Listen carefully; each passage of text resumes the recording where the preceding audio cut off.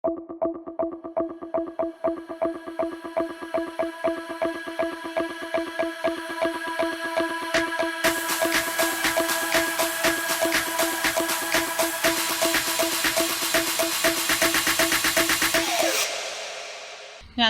հյուրընկալել եմ հոգեբան Հայաստանի Շնորհապետական կուսակցության քաղաքական խորհրդի անդամ Արկադի Մեհրաբյանին։ Պարոն Մեհրաբյան, շնորհակալ եմ ժամանակ գտնելու եւ հյուրընկալվելու համար։ Շնորհակալ եմ հրավերի համար։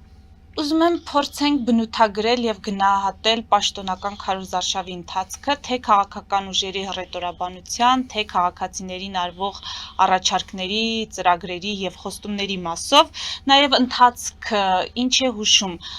Մենք ամեն դեպքում մեր հանրության շրջանում ունենք բավականին զգալի հատված, որը տարբեր հարցումներով չկողմնորոշված է, արդյոք քարոզարշավի այս ընթացքը կարող է ինչ որ առումով մոտիվացիոն լինել, որպեսզի այդ մարդիկ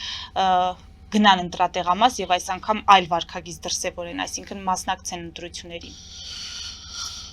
Նախ նշեմ, սկսենք նրանից ինչքանով մոտիվացիոն կլինի, շատ քիչ չափով է միևնույն է մոտիվացիոն լինելու, որտեղ կարծում եմ այդ չկողմնորոշված անձանց հատ դուռը թակել, հա, եւ բոլորին տեղեկացնել նոր ուժերի, թեկուզ նոր ուղղությունների, նոր առաջարկների, նոր ծրագրերի մասին ֆիզիկապես էլ անհնար։ Ամենամեծ մոտիվացիան լինելու է եթե լինի որոշակի փոփոխություն եւ նրանք տեսնեն, որ իսկապես իրանք ձայնը նշանակություն ունի, իսկապես իրենք կարող են ինչ-որ բան փոխել կամ ինչպես իրենց շատերն են կարծում սխալման, որ ամեն ինչ ի սկզբանե որոշված է կամ ոչինչ փոխել հնարավոր չի եւ այդպիսի կարծրատիպեր կա, որի պատճառով էլ նրանց իջը բոլորը նույնն են եւ նմանատիպ կան այդպիսի արտահայտություններ, որոնք իհարկե միֆեր են, բայց քանի որ ունեն նաև որոշակի գործնական հենք այդպես մտածելու, այսինքն 30 տարի ոչինչ չի փոխվել, միևնույն յուրաքանչյուր նոր եկող տվելախոստումներ եւ միևնույն է տենց առանձնակի բարելավում չի գնացել, թե չասենք խիստ հակառակը, հա, անընդհատ Հայաստանի Հանրապետություն դեպի նահանջ կամ դեպի վայրեջք ուղղություն ունեցել, ոչ թե վերելքի, այդ իսկ պատճառով իրենց մոտիվացիա բարձրացնելը միայն քարոզարշավով եւ միայն խոսքերով մի քիչ դժվար է։ Իհարկե կան չափորոշիչներ, որոնք իրենք կարող են գնահատել, նույն չափորոշիչները դա այդ նույն քարոզը իրականացնողների կամ այդ նույն ծրագրերն առաջարկողների անձը ուսումնասիրելը կամ նրանց անցած ուղին կամ նրանց գործունեությունը, բայց միևնույնն է դա էլ այդքան համոզիչ չի, որովհետև միևնույնն է նրանք մտածում են, լավ, միգուցե այս մարդը շատ լավ հաջողություններ ունի իր ոլորտում, բայց եթե նոր ուժ է քաղաքական ոլորտում միևնույնն է մի քիչ անվստահություն կա, որովհետև միգուցե ու այդ բազմակետ է։ Շատ լավ։ Հիմա եթե փորձեք մեկ բառով կամ մեկ նախադասությամբ ինչպես կբնութագրեք պաշտոնական քարոզարշավի ընթացքը, իմ ասած առումներով եւ ռետորաբանության եւ խոստումների Դե ախր տարբեր են, տարբեր ուժեր, տարբեր հռետորաբանություն։ Ընդհանուր մթնոլորտ ինչպես կգնահատեք, օրինակ ասել, որ պաշտոնական քարոզարշավը շատ ավելի ագրեսիվ է ընդհանում տարբեր քաղաքական ուժերի մասնակցությամբ, քան հակառակը դրական եւ կառուցողական։ Չէ, դրական ու կառուցողական շատ քիչ կգնահատեմ, որովհետեւ անգամ նույն ագրեսիվ քարոզարշավը, եթե որոշ ուժերի միջև ընդհանում է, փոխադարձ վիրավորանքների ու տարբեր ոչ հարիր արտահայտությունների միջոցով դա ագրեսիվ քարոզարշավ չի, դա ուղղակի չարություն է մեկը մյուսի նկատմամբ բացվող, չնայած շատերը կարծում են նաև մասնագետները, որ դա ուղղակի թատրոն է, այսպես ասած, ճակերտավոր, նրանք ամենևին էլ միմյանց դեմ չեն գործում եւ ասենք նրանց ամբողջ հռետորաբանությունն ուղղված է դեպի իրենց ուշադրություն, բոլոր ամբողջ ուշադրություն սևառել դեպի իրենց, որպես դաշտում չհայտնվեն այլ խաղացողներ։ Իսկ թե ինչ միջոցներով կլինի դա այդքան էական չի։ Այդ իսկ պատճառով այդ առումով, ինչ վերաբերում է տարվող քարոզարշավին, դրական չեմ գնահատի։ Ինչ վերաբերում է նոր ուժերին, նոր ուժերն էլ մի մասը ծաղրում է բոլորին, մի մասը փորձում է իրեն ներկայացնել նոր ուժ, բայց այդպեսին չի եւ այլն, հա, անգամ մեզ որ բացառապես ոչ ոք երբևիցե չեն եղել քաղաքականության մեջ, Շնորհապետական կուսակցության գրեթե բոլոր անդամները, ամենադեպս եւ քաղխորհրդի եւ կուսակցության հիմնադիր անդամների մի 90% երբևիցե քաղաքականությամբ չի ոչ միայն չի եղել որևէ կուսակցության անդամ, այլ ընդհանրապես քաղաքականությամբ չի էլ զբաղվել։ Միևնույնն է, mēs փորձում ենք կապել թե այն կողմերի հետ, թե այն կողմերի, թե իշխանության, թե ընդդիմության, թե չգիտեմ օտար երկրային ինչ-որ ուժերի հետ, այդ իսկ պատճառով օբյեկտիվ գնահատականը մի քիչ դժվար է տալ։ Պարոն Մեհրաբյան, որպես հոգեբան խնդրահարույց կհամարեք, որ մեր քաղաքացիներին հայընտրողին պետք է կամ հայընտրողի ուշադրությունը պետք է գրավել այդ վատ ռետորաբանությամբ, վատ բառապաշարով, միմյանց թիրախավորելով եւ վիրավորելով։ Ես խնդրահարույց կհամարեմ, բայց այդ գործիքներն ու մանիպուլյացիաներն իրականացնողները ոչ էլ խնդրահարություն համարում, Իրենց մասով հասկանալի է, ինձ հետաքրքիր է ինչու կա դրա պահանջարկը հանրային։ Որտեղ մասաները ոնց ասեմ, որ մեղափանջի տրամաբանական մտածողության չեն տիրապետում, հա, ասենք իրանց ինչը քաղաքականությունը ինքը ամբողջովին հույզ է, հա, այսպես ասած, այն ինչը կիրառում են, իրանք մտածում են քաղաքականությունը այնա, որ մարդկանց ուզական լարերի վրա խաղաս, մանիպուլյացիաներ անես, ուրեմն դու հասել ես քո նպատակին։ Այսինքն մարդը կարա իր աչքի տեսած ինչ հավատա,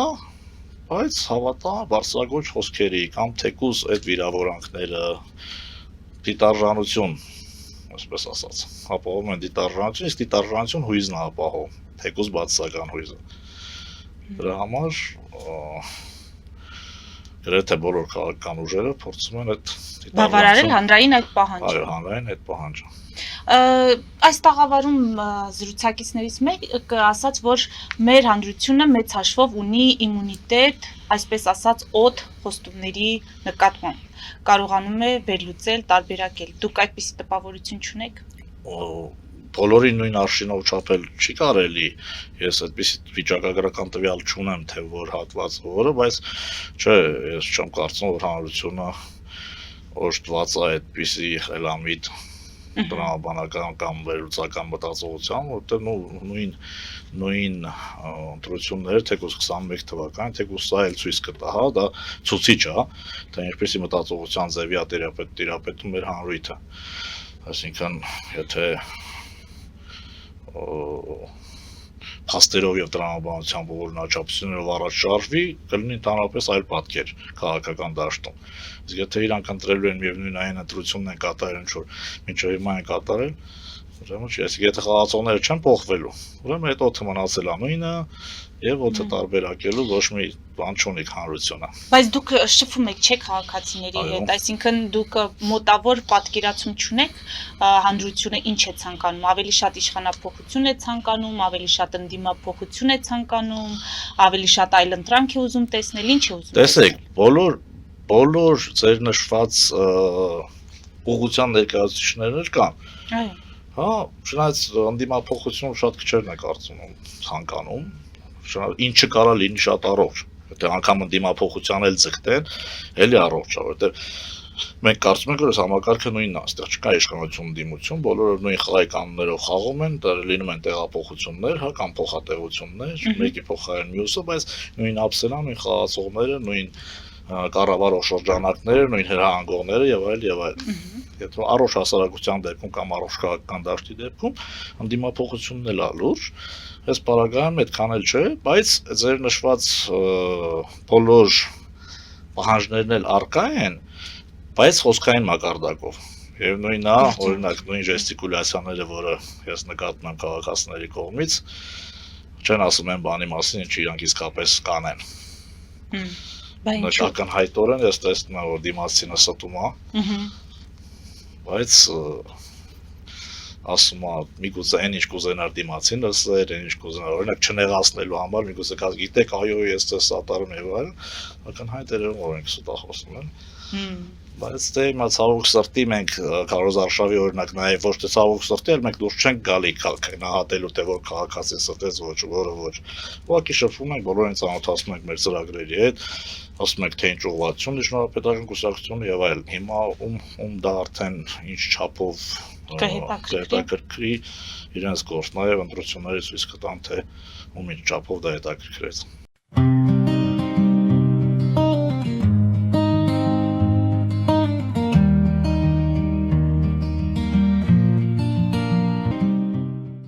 Ֆելիչե ժամանակակից ատամնաբուժական կլինիկա։ Այստեղ հարմարավետությունն ու խնամքն առաջնային են։ Այստեղ կիրառվում են ատամնաբուժական ամենաժամանակակից տեխնոլոգիաներ, ճշգրիտ ախտորոշում, արդյունավետ բուժում, նուրբ փորձառություն եւ անհատական մոտեցում։ Սկսած սովորական մանրուքներից մինչև առաջադեմ ընթացակարգեր, այստեղ դուք գտնվում եք բարձր որակավորում ունեցող եւ փորձառու ատամնաբուժական մասնագետների ձեռքերում։ Մեր բարեկամական եւ հյուրընկալ անձնակազմն այստեղ է յուրաքանչյուր այցը հաճելի դարձնելու համար։ Ֆելիչե, ձեր առողջ եւ ամենաերջանիկ շպիտը սկսվում է այստեղից։ Եկեք եւ բացահայտեք նորարարության փորձագիտության եւ կարեկցանքի կատարյալ համադրությունը։ Երևան Փոստը Գրանադա Հյուզում տեղեկացնում է։ Դրամական փոխանցումներ 1%-ով։ Օդանավով 1 պաունդը 2.99։ Նավով ուղարկեք 1 արկղ, երկրորդ արկղը անվճար։ Ավտոմեքենաների փոխադրում անհավատալի արժեքներով։ Ինչպես նաև կահույք եւ մեծ չափի բեռների փոխադրում։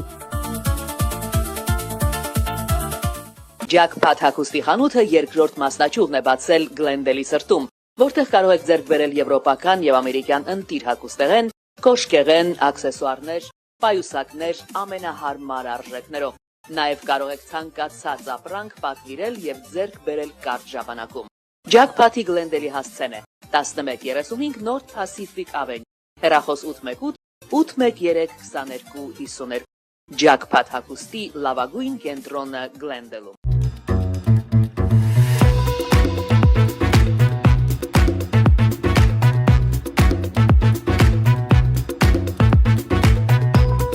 Արարատ ռեստորան, ընտանեկան եւ ընկերական ժամանցի լավագույն հասցե, սիրված արտիստներ, հյուրընկալ մթնոլորտ, հարուստ ճաշացան, անմահական խորտիկներ։ Արարատ ռեստորան, հասցեն անփոփոխ, սիրով սպասում ենք ձեզ։ Լավագույն պաղպաղակ, բնական, համեղ եւ մատչելի գներով պաղպաղակը կարող եք ձեռք բերել բոլոր հայկական խանութներում։ Պահանջեք հայկական պաղպաղակ, Թամարա պաղպաղակ։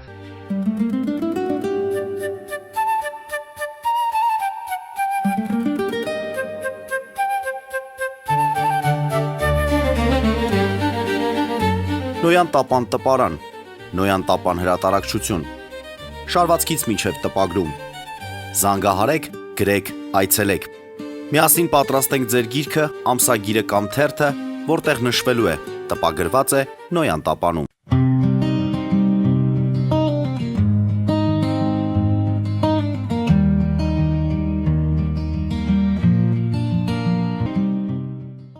Պարոն Մեհրաբյան, ես կուզեմ անպայման խոսենք նաև մեր հանրության շրջանում արկա վախերից, կամ արդյոք արկա են վախեր։ Եթե կան վախեր, ապա ավելի շատ ինչից են վախենում։ Աշնանը պատերազմից են վախենում, 300,000 այսպես կոչված ադրբեջանցիների վերադարձից են վախենում, թե վախենում են օրինակ Ռուսաստանի պատժամիջոցներից, որոնք մենք արդեն իսկ տեսնում ենք։ Տեսեք, քանի որ էլի եմ կրկնում, քանի որ բարձր գիտակցական մակարդակ չունի հանրույթը, ամեն ինչից էլ կարող վախենա, ձեր շատ ցանկացած բանից էլ, այսինքն ինչով մանիպուլացնեն, դրանից էլ վախենալու է։ Հա, դասական մանիպուլյացիա է, չէ՞, ինձ չընտրեցիք Աշնանը պատերազմ։ Հա, կլասիկ մանիպուլյացիա է օրինակ։ Մենք որ լինեինք Ղարաբաղի հարցը չէր լինի։ Եվ նմանատիպ շատ արտահայտություններ, որ մանիպուլյատիվ արտահայտություններ են։ Հիմա մանիպուլյացիան եք դրանով ինչ է, այսինքն ազդել դիմացինի, այսպես ասած զոհի հուզական ոլորտի վրա, վախ առաջացնել մեղքի զգացում եւ այլն եւ այլն, որպես դիմացին անի այն ինչ իրենց պետք է։ Հիմա թե ինչով կվախացնեն, արդեն շատ էական չի։ Մարդը, որը մանիպուլացվելու, հա, զոհ լինելու պատրաստ է, արդեն շատ էական չի, որ թույլ տեղի վրա կխաղան։ Բոլորից ամեն ինչից էլ վախենալու են։ Այսինքն որպեսզի դա չլինի, պետք է մարդկանց մեջից հանել այդ վախի զգացողությունը։ Մարդը եթե չի վախենում, ինքը մանիպուլյացիա չի տրվի։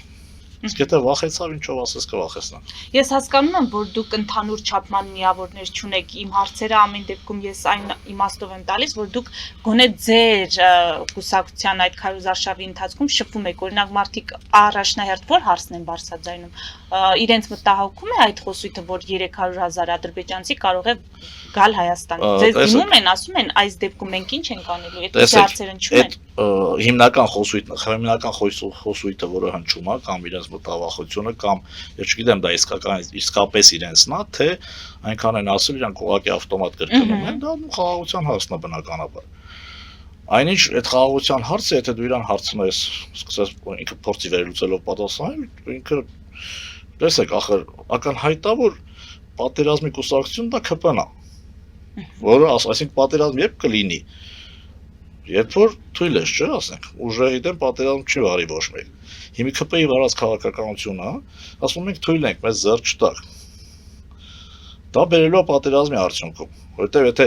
չի լինի պատերազմ, եթե դիմացի կողմ կամ երկու կողմերը ձգտում են խաղաղության։ Հիմա այն կողմը ագրեսիվ է, անդադար ռեպրոբանություն ագրեսիվացնում է, այսինքն ճիշտ իջա, որը հարձակվելու է։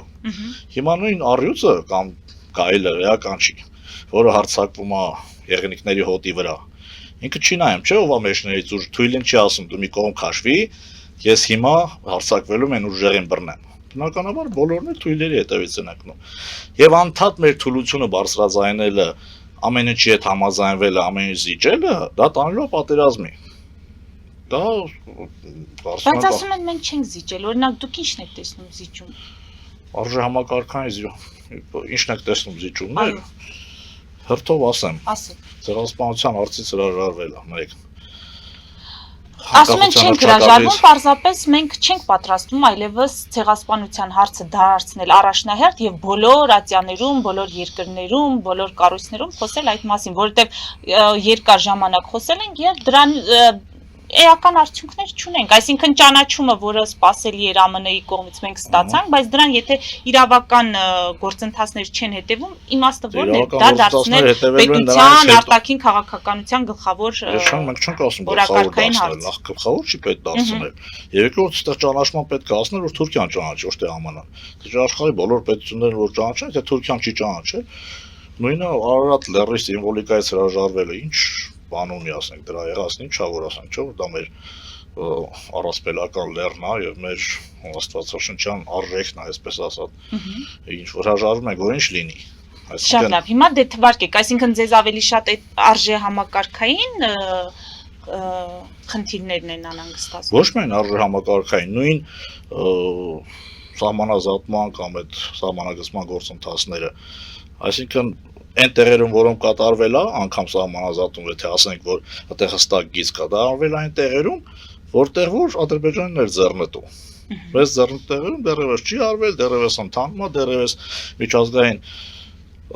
հատյանները առավել եւս մեր շակերտավոր դաշնակից Ռուսաստանը լիքը դեռ չի ճանաչում մեր սահմանները, ասում եմ, դուք ցույց տվեք ձեր սահմանները, որ մենք հասկանանք, թե մեր դաշնակցային պարտականությունները ոնց են կատարելու, ու դեռ շատ բաներ։ Նույնը Իրան, եթե դա գործարկվի իհարկե թրիպը, հա, թրիպի պարագային։ Դե վաղը սպասվում է ԱՄՆ պետքարտուղարի այցը, երկկողմ փաստաթղթեր են ծրագրվում ստորագրել։ Գործնական։ Դե պետք է ստորագրվեն, որպեսզի քայլերը լինեն գործնական։ Հասկացա, հիմա նոյեմբերի 9-ն էլ էր փաստաթուղթ ստորագրվել։ Եղավ, օրինակ նոյեմբերի 9-ից որ ասում հողի վրա վերցնենք։ Նոյեմբերի 9-ին փաստաթուղթ է ստորագրվել։ Կատարեցինք մենք մեր վրա դրած բոլոր պահանջները։ Իսկ նրանք կատարեցին։ Այստեղ երևում է, չէ՞ որ մենք մենակ զիջել ենք, մենք կատարել ենք, իրանք ոչ մի բան չեն կատարել։ Արցախի հայության իրավունքների համար պայքարում ենք։ Չէ, ԿՊ-ն չէ։ Դե ԿՊ-ն չի պայքարում, քիչ մի հատ ասում ինչ չեք զոհվել այնտեղ։ Այսինքն մարդատյացություն քարոզելը չեմ կարծում դա նորմալ քարոզարշավ, հա, ասենք։ Կապ չունի ով է ինչ, հա, դա համ մարդ է։ Ինձ համար բոլորը հայ է, չեմ էլ դնում արցախցի կամ ինձ համար տեսեք ինչն է ցավալի ժամանակին։ Ես 20 թվականին ինքնակամ կամավորագրվել եմ, գնացել եմ Արցախը թուրքերից պաշտպանելու ադրբեջանցիներից։ Ինձ համար ցավալի է, որ այսօր ես պետք է արցախցուն հայերից պաշտպանեմ։ Ես ուղղակի այդպես անվան, ես ինքս չեմ անվանում, էլի, քանի որ կա այդ բաժանումը։ Այո։ Հիմա ես փաստացի արցախցուն մեկ այլ, գիտեմ, էթնիկ հայից պետք է պաշտպանեմ, դա աբսուրդ է ինձ համար, հա, դա լացելու աստիճանի աբսուրդ է։ Դա զիջել չի, դա հրաժարվել չի։ Էլ ինչ ասեմ, գիտեմ, այնքան ցավալի բան, անկախության հռչակագրից հրաժարվելը դա նշանակում է քո երկրի ծննդականից հրաժարվում ես։ Դու ինչ ուզում ա լինի, թե դու չես կարող, դա փաստ է, կայացած փաստ է, հա, ասում եմ, ես անկախության հռչակագրի չեմ ընդունում։ Դա չեղավ հրաժարվել կամ զիջել։ Ուղղակի չընդունել չգիտեմ իր գլխի մեջ ոնց է տեղավորվում, ոնց որ ինձ տան ծննդական վկայական կամ իմ երեխային։ Ու պետությունն էլ է մեր երեխան, չէ։ Ունի ծննդական վկայական, ասում են չենք ընդունում դա։ Հիմա դա Չգիտեմ ինչ անվանեմ։ Պարոն Միրաբյան, ինձ իհարկե ավելի շատ հետաքրքիր է որպես հոգեբանի հետ զրուցել, բայց հիմա նաև դուք քաղաքական ուժ եք ներկայացնում, որպես քաղաքական ուժի ներկայացուցիչ ձեզ հարցը տամ, սրանով ամփոփենք, ասացիք ճակերտներում դաշնակից Ռուսաստան։ Հիմա այդ ճակերտներում դաշնակից Ռուսաստանը կոնկրետ տնտեսական պատժամիջոցներ է կիրառում Հայաստանի նկատմամբ, ել չենք խոսում ռետորաբանության մասին, որը ոչ միայն ագրեսիվ է, այլև չափազանց վիրավորական ամեն դեպքում մեր երկրի պետական ինստիտուտների նկատմամբ հիմա ինչպես պետք է աշխատել այս Ռուսաստանի հետ, այս ագրեսիվ Ռուսաստանի հետ։ Տեսեք, հա, ճակերտավոր ասացի, որտեղ նրանք մեր ողերին բարեկամներն են, ասիկան իրանց անունը բարեկամ է, բայց ինչ ողերի մարարք ասես, մեր հանդեպ կիրառում են, ինչպես պետք է աշխատել, պետք է իրանց կատարածուն չլինել եւ պետք է ուղղակի փորձել նորմալ հարաբերություններ ստեղծել, եթե ոչ հավասարը հավասարի հետ չլինի, բայց գոնե տիրոջ եւ ստրուկի կարգավիճակ չլինի, որտեւ այն ամեն ինչը ինչ տեղի է ունեցել Հայաստանի հետ վերջի 30 տարիների ընթացքում, տեղի է ունեցել Ռուսաստանի բարձր հովանու իր անմիջական մասնակցության եւ չգիտեմ, իր անմիջական հրահանգներով Հիմա եթե մենք նույն կերպ